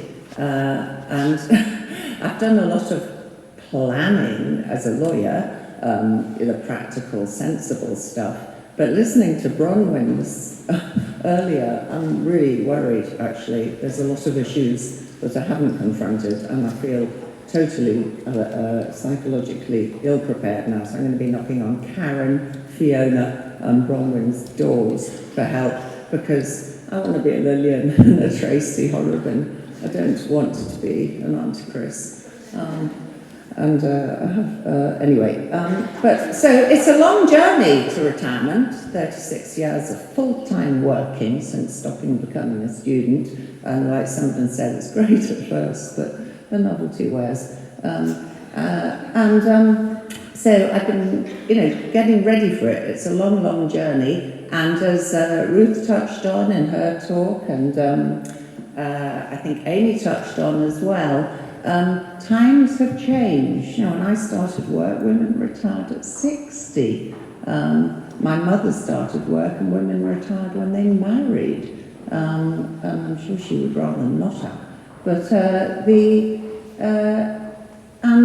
was a good state pension. There were NHS funded care homes. There were cottage hospitals. There were convalescent homes. There were all kinds of things that ain't there now due to the changes that began in the 1980s, the rise of individualism and so on, and the growth of the market and neoliberalism. I had to mention that word somewhere.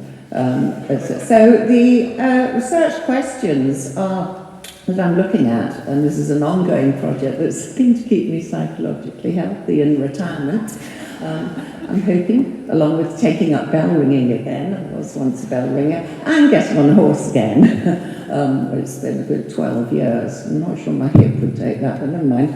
It's given me food for thought. I didn't realise Lillian, 71, still going out, and Frisky Arrow, not so frisky at the minute, obviously. But so Justin's making up for that. And I love that bit about essential achievement as well. The research questions are, the Archers is actually in that getting ready journey. During that 36 years, one clearly has to save a hell of a lot of money, as Ruth has just pointed out.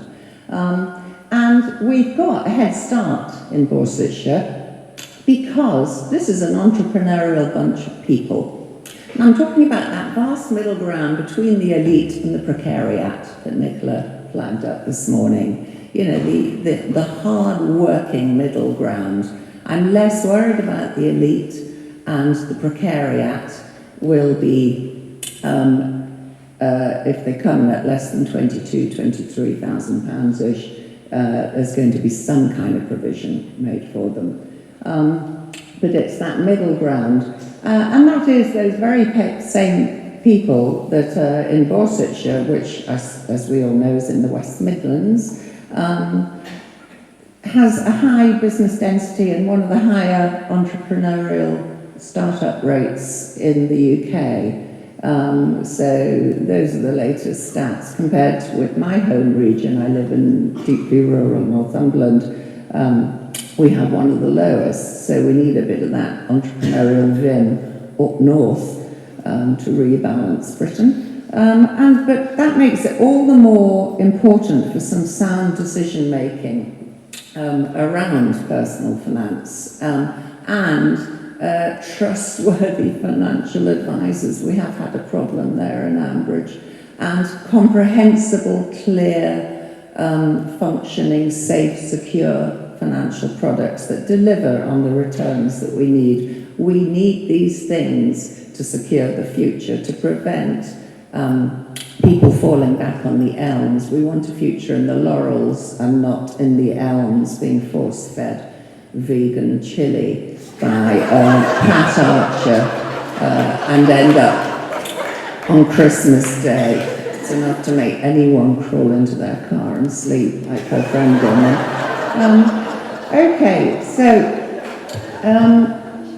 when there hasn't been enough sound financial decision making and sound financial advice in Ambridge of late, and not just of late, because like many of us in this room, it goes back a long time with tuning in at 7 o'clock every evening with me, and I can remember, again, nudging the edge where long-term memory is better than short-term, and I have distinct memories throughout the 80s and the 90s of some, for me, I'm a professor of financial law and regulation, sorry about that, not for much longer, exciting, professionally exciting storylines, and quite interesting from a legal perspective.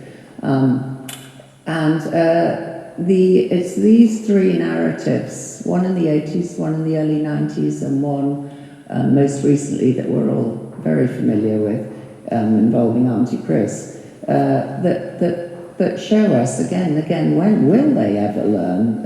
Things aren't getting better and the losses are mounting. So we have had, in the intervening time period, a lot of legislation, a lot of lawmaking, a lot of efforts from the government to try and embed some real functioning objectives of consumer and investor protection to save people from being made fools of with their money and to protect their financial well-being and to enable them through the promotion of financial awareness and understanding to make prudent decisions. But it hasn't worked in Ambridge. They seem to have overlooked Borsetshire. So my mission to get some impact from this research agenda is to persuade the powers that be in the regulatory authorities and their allied interests in government and the third sector to work, and the industry itself, to work with the BBC to somehow as the Archers moves forward to correct this advice gap and judgment gap.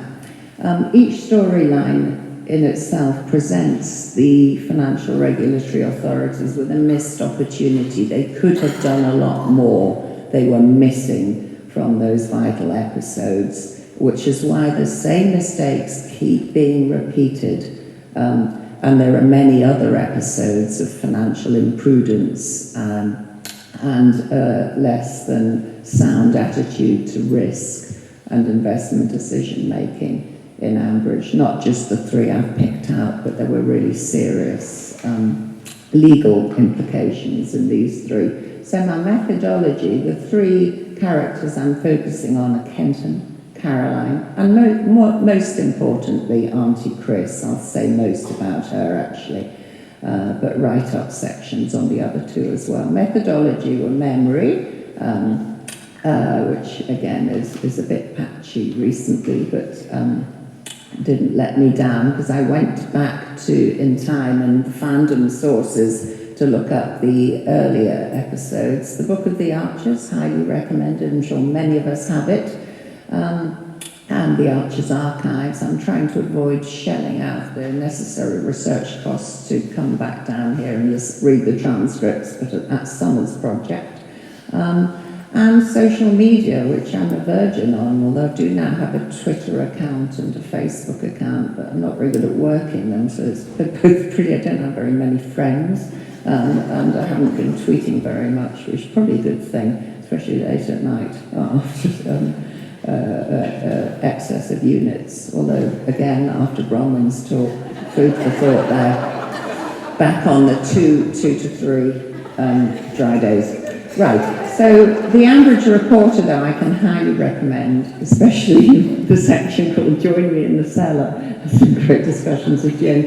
And I'd like to thank Chris Goatee, one of the editors of the Ambridge Reporter, because she has gone through and helped identify the extensive numbers of episodes I'm going to have to spend my retirement listening to.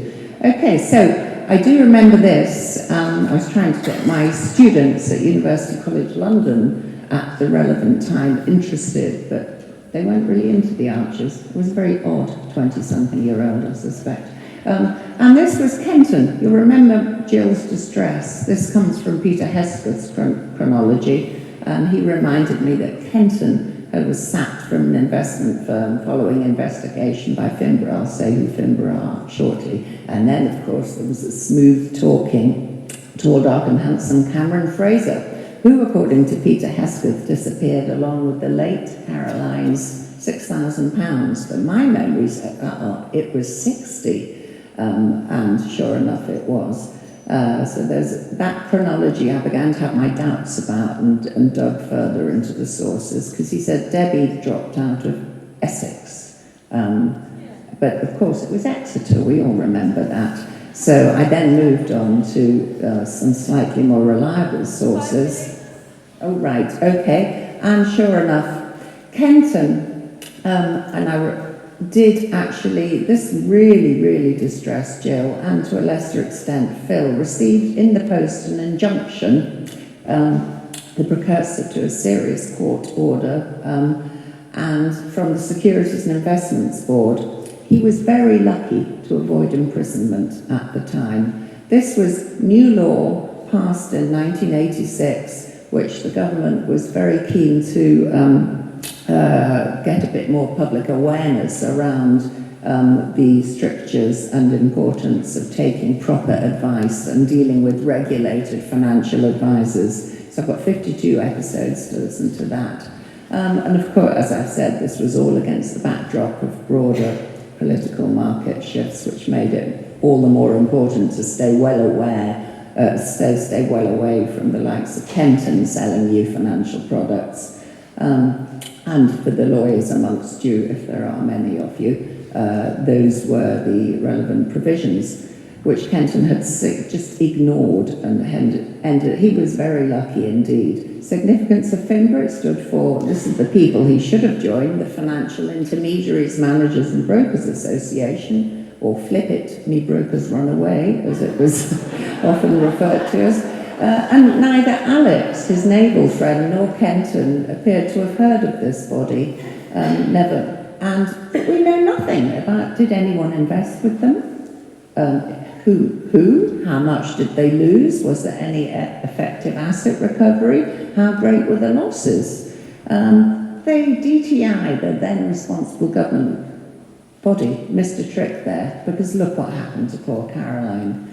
God rest her soul, was one of my favourite characters, and I'm sure she'd look kindly on Tracy and Oliver.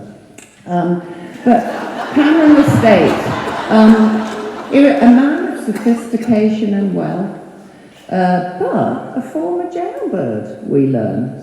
He had 6 months for fraud.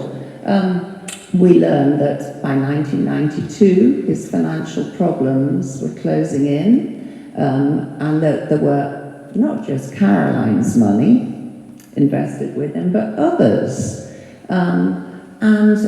He disappeared. Well, we remember how he disappeared, don't we, at that service station on the M42, or was it the M40? And poor Elizabeth.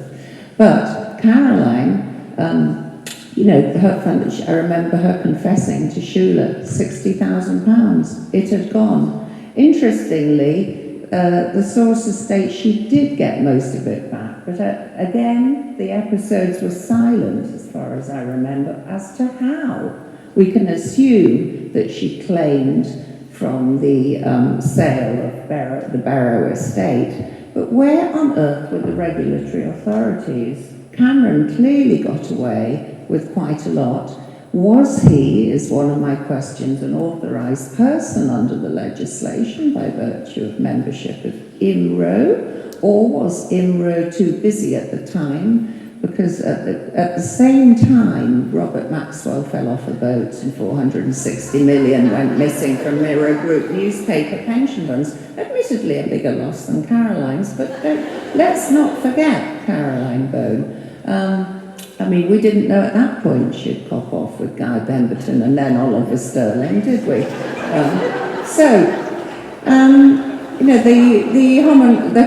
Frank Field's House of Commons Pension Select Committee castigated IMRO's performance in regulating investment managers like Cameron, but it never mentioned the case of Cameron Fraser and Caroline Bone. Why was he ever admitted to membership of IMRO in the first place? 6 months in prison. What legal process enabled the asset recovery? These are nerdy legal questions, so I'll actually move on. Most tragically of all, as I said, the losses mounted because the regulators missed the opportunity to use these previous narratives as learning points. They could have prevented poor Auntie Chris. Melling equestrian investments, and this is particularly for the lawyers amongst us a very interesting case. Melling equestrian investments was purporting to be either an authorised unit trust scheme or some form of collective investment scheme. It was being promoted by Matt Crawford, as we recall, to invest in bloodstock and racing facilities in Costa Rica. So we've got all the elements of an investment scam. We've got something physical, corporeal, i.e. horses, flash horses, not just then, you're not the Bartlebys of the world, but the show does. We've got a sunny and exotic climate. We've got, public school educated. Hugo Melling was at school with, was it Latif or Justin?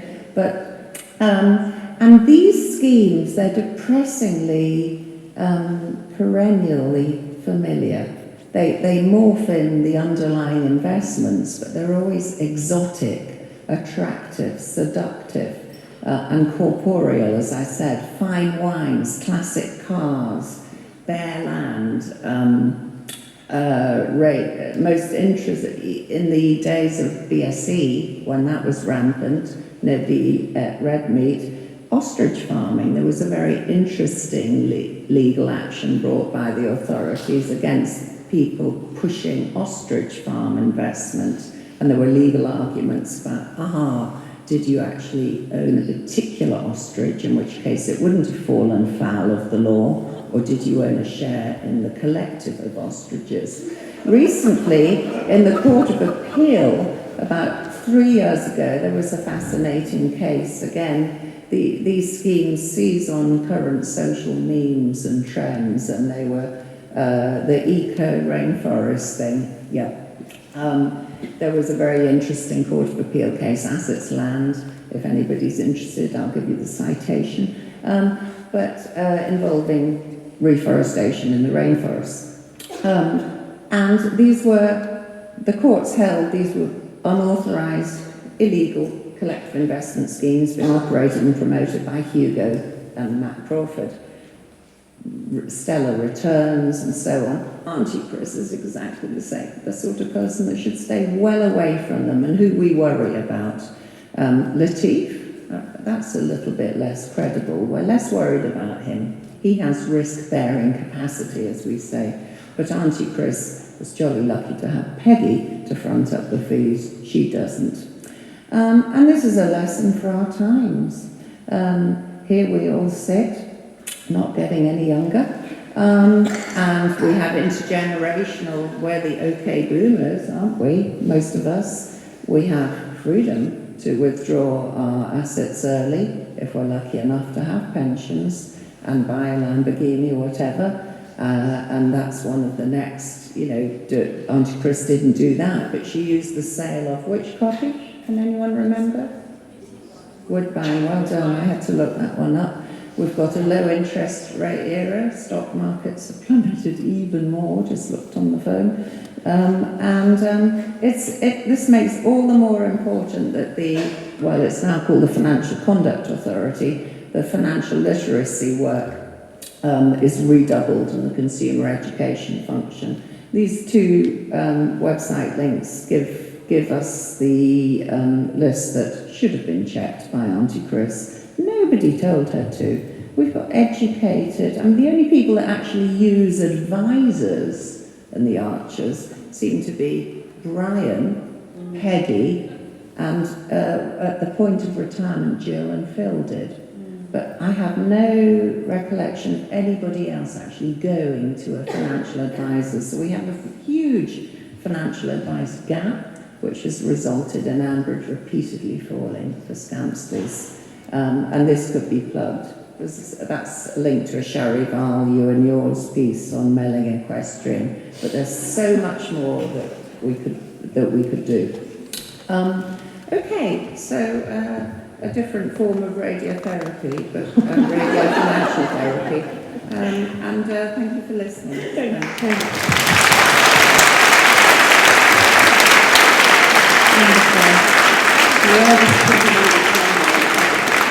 So, the 3 wonderful ageing papers and the 2 on counselling. Since we are, again, a little bit over time, if you could collar the presenters over your lunch and... yes, I think, how long can Peggy front the care fees for Auntie Chris? I mean, as we heard, they're going to be considerable, aren't they? Okay. She'll end up being rewilded soon enough. Just can I very quickly do the total number of years? This is really interesting. So I've got all of your total numbers of years of listening. And in all the years of us doing this, I've never seen so many low numbers in this. Lots of 2 years, 5 years and 7 years, which is fantastic. It's really exciting. Lots of 65 years as well, which means, this is the most we've ever had in the room, 5,991.5 years of Archers listening in this room today. We should get out more. We say that.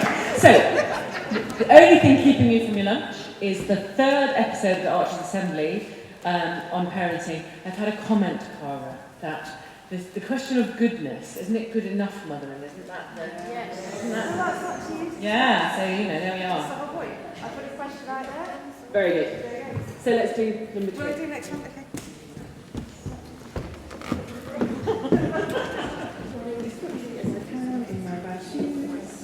Oh, do the next one? Yeah. Sorry. It's okay, one sec.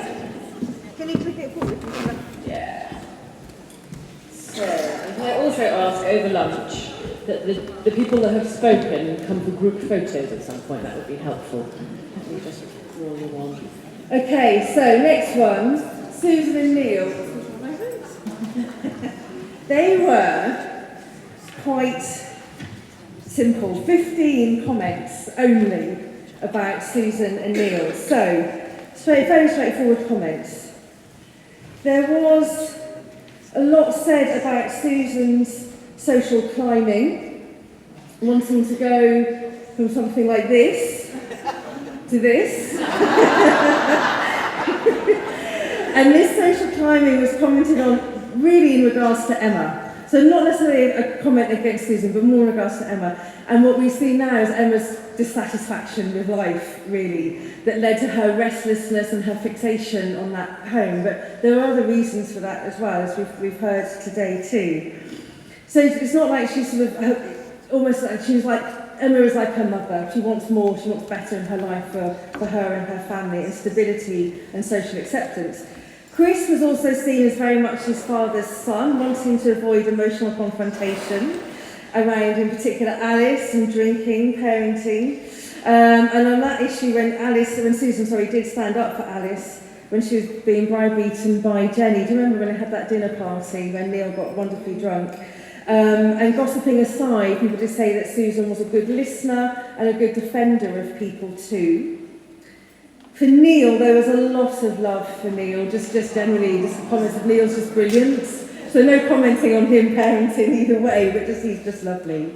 They did say he's kind, he's loving, he can be relied upon in a crisis. And together, actually, they have a good sense of fun and of empathy too. Those were the only, we hadn't heard kind, fun, empathy in any of the other parents mentioned so far. It's the first time with these two lovely ones. Somebody commented, definitely two of the best parents, probably because they're not archers.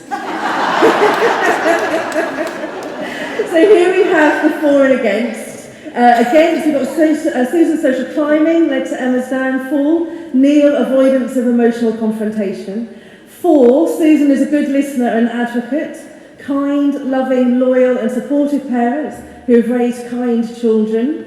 Can be relied upon in a crisis, empathetic, and other parents could learn a lot from them. Do we agree with that? Yes, I thought that would be the case. There's a lot of love for Neil and Susan. I want to say a thing about Susan, because I love that scene.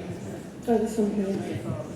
Hello. Oh, yeah, I love that scene where, having done all the work with Charlotte around the book Gossip, some of her stuff that she talked about was so amazing, because she'd embodied that woman for so long. And her whole thing was poor Susan watching the Archer girls skipping off, with their ponies, and she felt, the horrible thing was not working for her at all. But then, again, talk about trolling us. The bit where it was like, where she had this moment, I don't come over like that, do I? And when Jakob was, and then all that story with Chris. And it was funny, because it felt to me like that was giving her a real chance to reflect on that kind of side of it. I thought it was really interesting. She did skip over that, didn't she, really? But no, this was all the questions, all the parenting ones put out there. 15 comments, all of them basically really, really positive and grateful, which is just lovely. So the next one is Jenny and Brian. Now, this couple really divided people. They are toxic as parents.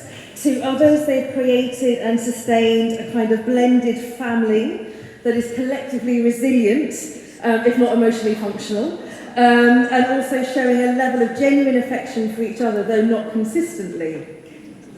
So a lot of people said, to be fair, across Peggy, Lily, Jenny, Kate, et al., we've got generations there of Aldridge women that are in all some way quite remarkable. And it was the women of this clan that really, across the board, actually got the most comments from people too. Debbie was singled out as the exception to prove the Aldridge rule, in a way. Her success, though, was that really down to her parents as role models, or was that really just from within her? There's, of course, a lot of lament of the lack of Debbie that we have in Ambridge at the moment. Kate and Alice were noted as having real moments. Alice struggling with alcohol and suffering from putting her father on a pedestal and feeling lost in life partly as a result, and Kate and her complete lack of self-awareness and her own parental faults too. And a lot of this was attributed to Jenny, that's why I mention it. Jenny was described as indulging, too quick to forgive, a helicopter parent, and very inconsistent. But there's a push-pull to Jenny as well. So other respondents citing her as holding the family together as a very positive thing, that all of her children like her.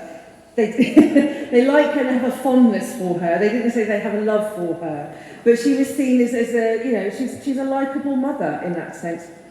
We've seen Jennifer step up to be Rory's mother and protecting him from the hurt that whole situation could have caused him. But of course, both of the parents are quite oblivious to the fact that Rory might actually want to know something about his mother as he grows into his own adulthood too. So you're quite surprised by that.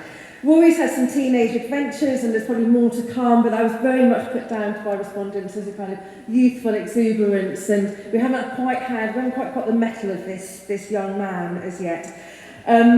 With Brian, though, when it came to parenting, the thoughts perhaps were less complex than we had with Jenny. Brian's affairs were top of comment when it came to Brian, and people asking, well, what effect would those have had on the children as they've seen them growing up? For example, people said Adam has put Ian through the ringer, and that's and that's just with what Ian does know about what Adam has done, let alone anything else. And is Adam's behaviour as a result of seeing Brian's behaviour when he was growing up? Does it explain Kate's struggle with commitment and consistency with her own parenting, and Alice's adoration of her father, despite the evidence to the contrary of his conduct? Brian was also called out for being slow to accept Adam's sexuality and having fixed notions of his children, which they're really unable to alter in any way. Alice, as somebody said, Alice, a pretty little poppet, Kate, totally useless, Adam, stubborn and deliberately provocative, Debbie, saintly and all-knowing. And that his answer to everything is just to throw money at it. I wouldn't mind a parent like that every now and again. So this is what our Facebook reflections on the two came. Against philandering. Brian, not an active parent, throws money at problems, slow to accept Adam's sexuality. Jenny, a helicopter parent and indulging, too quick to forgive, and a really toxic parenting duo.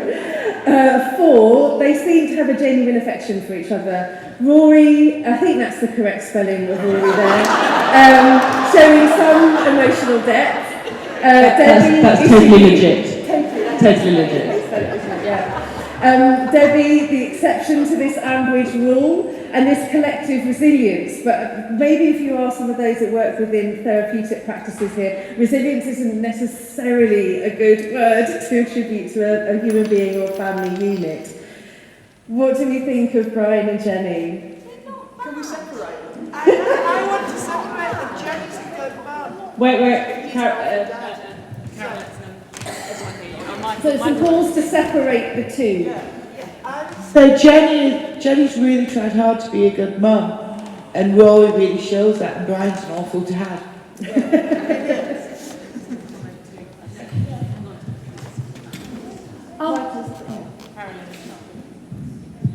I thought that Jenny was very good with Phoebe when she was becoming sexually active, and she was incredibly supportive and doing all the right things when her parents clearly were not. Yeah, I love the scene when they were leaving home farm as well, and Jenny just basically saying to the family, "Look, we're in this together, like it or not." And that I thought was an amazing resilience, or not resilience, but really lovely. So yeah. I think as parents, they're not that bad. For example, to save the wretched Kate's spiritual home, they actually sold their house, and it was Jenny who led on that, even though the fault was Brian. Brian dumps Rory on her, but she takes him on. I think she's a very good mother, and actually Brian is not that bad as a father. He could be a lot worse. He could be. They are a lot worse, yes. Of all the houses in Ambridge that I wouldn't mind spending an evening in, if that's a measure of anything. I think it would be Jenny and Brian when Susan and Neil are around for dinner. That would be my ideal evening. So I think there's some benefits for that in terms of family, domestic life. So Cara has form on this score. When we were in Lincoln, we had this completely bonkers B&B where we were like in this sort of tower with twin like bed knobs and broomsticks beds. It was like ridiculously hilarious. And Cara did the feedback you did with Charles Collingwood, and he was like, "What?"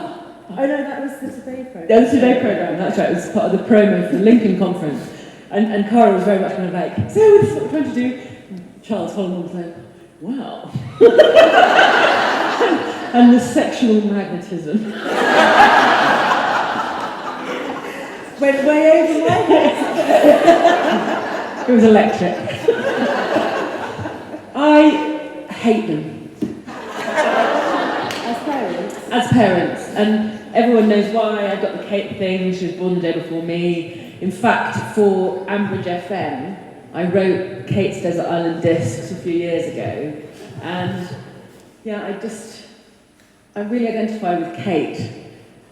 I don't necessarily like Kate, but I just think that she just craves solid love.